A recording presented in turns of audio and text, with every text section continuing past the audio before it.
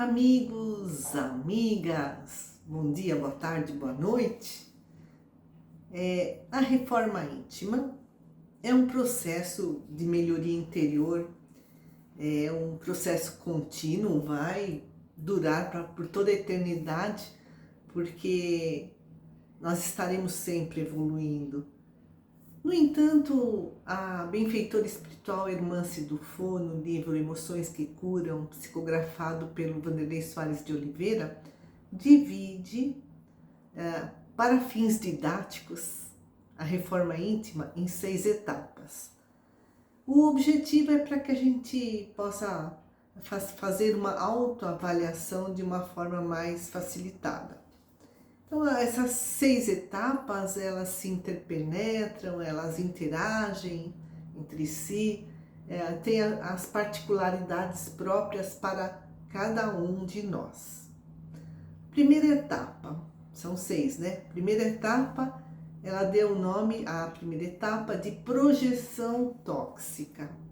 Projeção é um mecanismo psicológico necessário. E aí, nesse caso, essa projeção surge quando a gente adquire novos conhecimentos e relativos à reforma íntima e que acabam nos incomodando. Incomodam por quê? Porque com esses novos conhecimentos nós nos sentimos na obrigação de sair da acomodação, daquela mesmice, né? Dar um passo adiante. E isso é algo ameaçador e deslumbrante ao mesmo tempo. Surge o medo, mas também surge o estímulo para avançar. Disso decorre uma tensão emocional por conta de um conflito entre aquilo que estamos aprendendo, o que sentimos e o que vivenciamos na prática. Como ainda não identificamos em nós o que precisamos mudar, projetamos no outro. É um mecanismo inconsciente para que tenhamos alívio. É o que Jesus nos disse, que nós vemos o argueiro no olho do outro e não vemos a trave no nosso. A irmã se explica que durante um tempo essa projeção é necessária, é benéfica, faz parte desse processo mental para manter a sanidade, né, da mente. Mas por que é necessário? Porque seria danoso, seria muito doloroso, nos desequilibraria, nos derrubaria, né? Colocar a nossa autoestima lá no chão, olhar para todas as nossas imperfeições e se sentir na obrigação de corrigi-las de uma só vez. Mas o que acontece? Se a gente fica só nessa projeção, só nessa primeira etapa, não avança para as seguintes, com o tempo, essa projeção tóxica acaba se transformando numa fuga. O problema não sou eu, o problema é o outro. E tudo isso, né, gera maus relacionamentos, mau humor, um sentimento de inadequação, porque a pessoa não sai daquela acomodação. A segunda etapa é a identificação intelectual das imperfeições, das nossas imperfeições. E quando a gente identifica na mente, eu ainda sou invejoso, a projeção, aquilo que colocamos no outro, vai cedendo lugar ao reconhecimento das nossas próprias imperfeições. Primeiro, né, diante desse reconhecimento, surge um desejo, primeiro fica só no intelecto, né, de autoexaminar-se. Por quê? Porque fica na superficialidade, por isso que é um desejo só inicialmente intelectivo. Mas aos pouquinhos nós vamos adquirindo coragem de olhar essas nossas limitações. E, diante do que vamos aprendendo nos livros, nas palestras, nos filmes, nas conversas, vai surgindo uma fermentação de ideias E isso causa uma pressão interior para que a gente faça as mudanças necessárias dentro de nós. Mas tem pessoas que diante, né, desse reconhecimento intelectivo, caem assim numa autocobrança exagerada ou na vergonha de ser quem são, ainda são, né? Se reprimem, se condenam. A terceira, isso é nada saudável, né? Isso é a reforma íntima com martírio que leva ao adoecimento. A etapa seguinte, a terceira.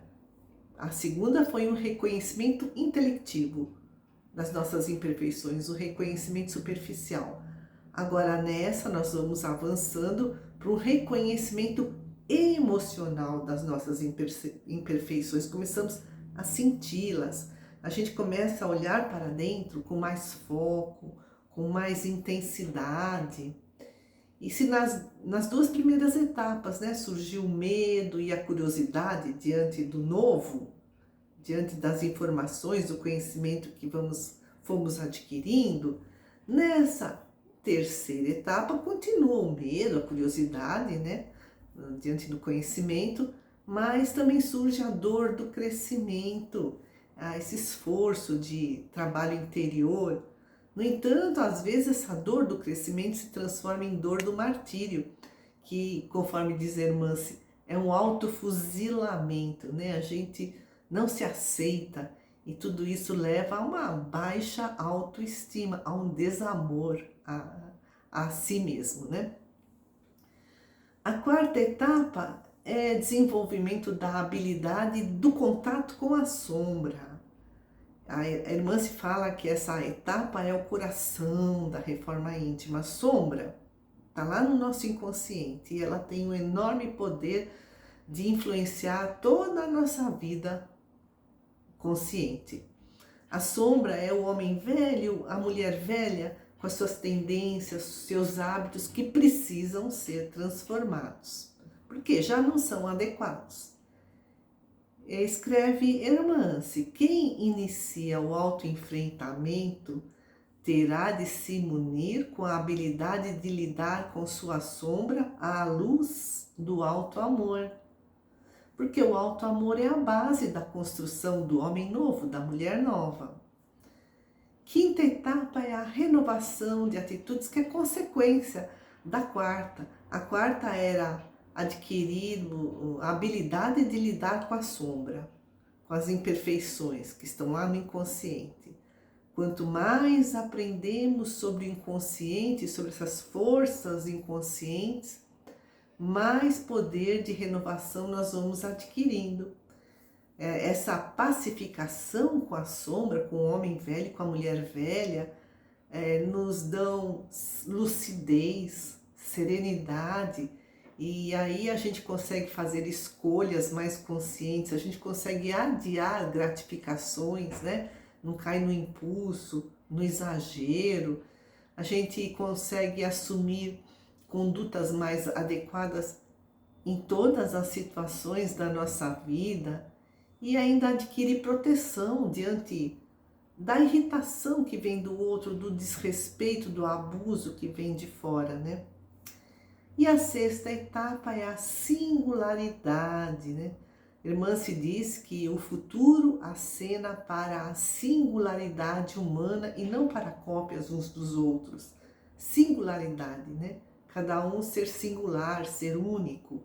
Quanto mais padrão, menos legitimidade. Quanto mais uniformidade, menos criatividade. Quanto mais normas, menos autenticidade. Singularidade é o objetivo da reforma íntima. Ser quem somos, ser o plano de Deus na nossa caminhada individual.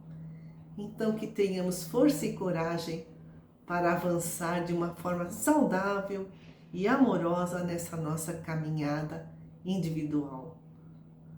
Muito sucesso, muita paz, muita alegria a todos.